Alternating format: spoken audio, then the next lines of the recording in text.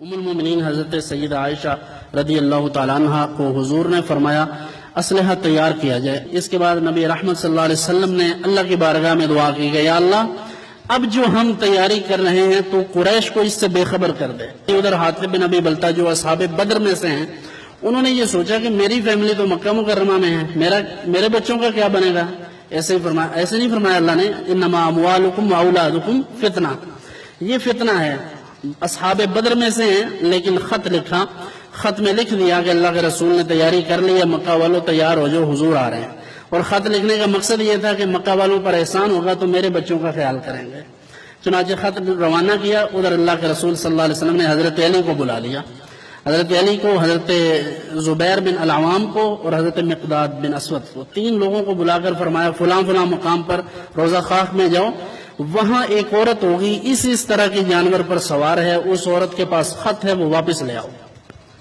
اب لوگ کہتے ہیں کہ اللہ کے نبی کو فلاں جگہ پر پتہ ہوتا تو ایسے کرتے، فلاں جگہ پر پتہ ہوتا تو ایسے کرتے۔ میں کہتا ہوں اگر پتہ نہ ہوتا تو ایسے کیوں کرتے؟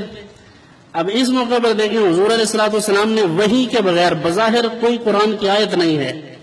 کوئی وحی کی صورت نہیں ہے، یار لوگوں کو یہ لگتا ہے کہ وحی شاید کوئی کتاب ہے یا کوئی ورق ہے جو جبرائیل لے کر آتے ہیں اور حضور کی بارگاہ میں پیش کرتے ہیں اور حضور سے پڑھ کر کہتے ہیں اللہ نے یہ فرمایا ہے۔ یہ نہیں ہے وحی ایک کیفیت ہے جو نہ میں سمجھ سکتا ہوں، نہ سمجھا سکتا ہوں، نہ آپ جان سکتے ہیں،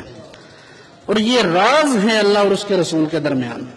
تو بہرحال اگر وحی بھی آئی ہو، جبرائیل بھی آئے، تو میں پوچھتا ہوں جبرائیل سب کے پاس آتے ہیں؟ تو جب حضور ہی کے پاس آتے ہیں پھر بھی تو خصوصیت ٹھہری نا، پھر بھی تو نبیوں کا خاصہ ہے نا کہ اللہ ان کو اپنے فرشتوں کے ذریعے اطلاع دیتا ہے، پھر بھی اللہ کے چنے ہوئے لوگوں کا یہ طریقہ ہے، عام بندے کے بس کی بات نہیں ہے یہ۔ تو اس لیے حضور علیہ السلام نے اسی موقع پر حاطب بن ابی بلتہ کے اس خط سے حضرت علی کو اور دیگر دو جو اصحاب تھے ان کو بھیجا، اور جب وہ وہاں پہنچے تو اس عورت کو ملے، اس سے پوچھا تمہارے پاس کوئی خط ہے؟ اس نے کہا میرے پاس تو کوئی چیز نہیں ہے۔ تو حضرت علی المرتضیٰ کرم اللہ وجہہ الکریم نے غصے کا اظہار فرمایا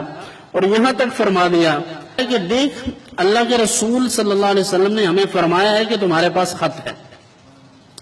اور حضور جھوٹ نہیں بولتے کیونکہ نبی جھوٹ ہی نہیں بولتے، تو جب حضور نے یہ بتایا ہے تو بات سچ ہے، اب تمہاری بھلائی اسی میں ہے کہ خط دے دو ورنہ ہم تلاشی لیں گے۔ جب اس نے یہ غصہ دیکھا تو اس نے اپنے بالوں میں سے نکالا، جیسا کہ حضور نے فرما دیا تھا تو اس کے بالوں میں چھپا ہوا ہے،